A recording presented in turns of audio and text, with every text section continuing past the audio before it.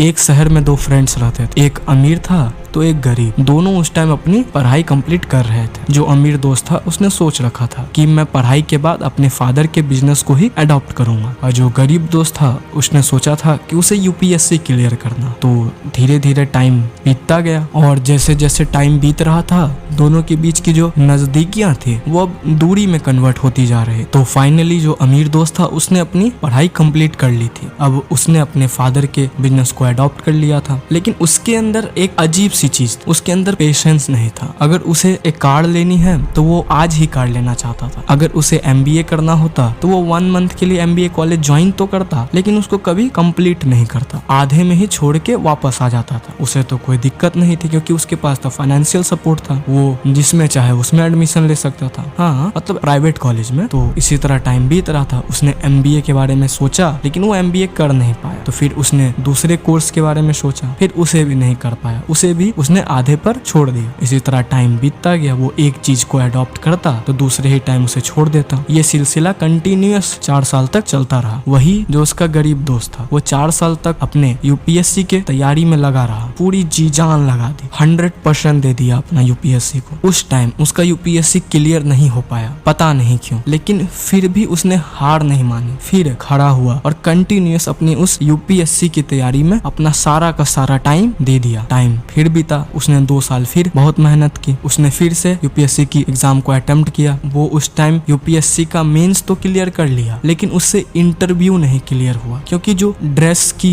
Term and condition होती है UPSC में इंटरव्यू के टाइम, वो उसका इनकम्प्लीटेड रह गया। बेचारा फिर मायूस हो गया, लेकिन उसने जो है फिर भी अपनी उम्मीद को नहीं तोड़ा। वो फिर से खड़ा हुआ, उसने फिर से यूपीएससी की एग्जाम दी, और वो फाइनली उस टाइम इंटरव्यू भी उससे क्लियर हो गया, मेंस भी क्लियर हो गया, और उसे एक जबलपुर नाम की सिटी में एज अ डीएम पॉइंटेड कर दिया गया। तो वो एक दिन देखता है कि उसके जो डीएम ऑफिस के बाहर 3 लड़के आपस में लड़ रहे हैं। 2 तो अमीर थे, लेकिन जो वो तीसरा वाला जो लड़का था वो गरीब दिख रहा था, गरीब था वो। तो डीएम था भाई एक सिटी का, तो उसे तो हैंडल करना पड़ता उस सिचुएशन को। वो अपने दफ्तर से बाहर निकलता है और उस झगड़े में जाके उस झगड़े को शांत कराने की कोशिश करता है। तब जाके वो देखता क्या है, वो जो 2 अमीर लड़के थे वो तो अमीर थे, लेकिन वो जो गरीब लड़का था वो उसका पुराना दोस्त था जो बहुत अमीर था। एक टाइम में करोड़ों की संपत्ति थी उसके पास। तो उसने उस मैटर को वहीं दबा दिया, शांत करा दिया। बाद में पूछने पर पता क्या चलता है कि वो जो उसका अमीर दोस्त था, जो अमीर हुआ करता था, वो उन 2 अमीर लड़कों के कार के अंदर से उनकी वॉलेट चुराने की कोशिश कर रहा था। उसने अपने दोस्त को बैठाया और प्यार से पूछा, अरे भाई तुम तो मेरे से बहुत अमीर थे और तुम्हारे पास तो हजारों रिसोर्सेस थे, तुम चाहते तो कुछ भी कर सकते थे, एक बड़े इंजीनियरिंग कॉलेज में एडमिशन करा सकते थे, तुमने तो साइंस लिया हुआ था, या एमबीए कर सकते थे। तो उस दोस्त ने अपनी भरी हुई आंखों के साथ जवाब दिया, मेरे पास तो सब कुछ था सिवाय एक चीज को छोड़कर, वो था पेशेंस। मैं किसी भी चीज को स्टार्ट तो करता लेकिन खत्म नहीं कर पाता। मुझे किसी भी चीज को स्टार्ट करने की क्यूरियोसिटी तो रहती मुझ में कि हाँ ये इस टाइप का काम है या इस टाइप का कोर्स है, लेकिन मैं उसे कभी खत्म नहीं कर पाता, बीच में ही छोड़ देता। मेरे पास तो पैसा बहुत था, मैं जो चाहता वो करता। कुछ टाइम के बाद मेरे फादर की डेथ हो जाती है, और उसके बाद मेरा जो फाइनेंशियल सपोर्ट था वो मेरे से हट जाता है, क्योंकि मेरे पापा को एक्सपीरियंस था उनके बिजनेस में, मेरे पास तो कोई एक्सपीरियंस नहीं था। तो उसी वजह से मेरा बिजनेस भी डूब जाता है, और मैं आज इस कंडीशन में तेरे सामने खड़ा हूँ। इस स्टोरी से हमें ये सीखने को मिलता है कि इंसान के पास चाहे कुछ भी ना हो, लेकिन उसके पास पेशेंस और उम्मीद हो तो वो कुछ भी कर सकता है। जैसे कि आप मान लो कि आप कल एक दुकान जाते हो और एक जूता खरीद के लाते हो, और उसे कल ही अपने पहना, ठीक है, कल ही आपने उस शूज को वेयर किया अपने पैरों में, तो आप फील करोगे कि वो